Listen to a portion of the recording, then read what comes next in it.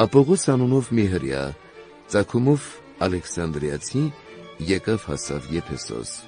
Սա մի ճարտարախոս մարդ էր և հմուտ գրքերին։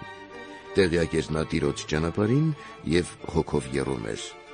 Խոսում և ճշմարտությամբ ուսուցանում էր Հիսուսի մասին, գիտեր միայն Հովհաննեսի մկրտությունը։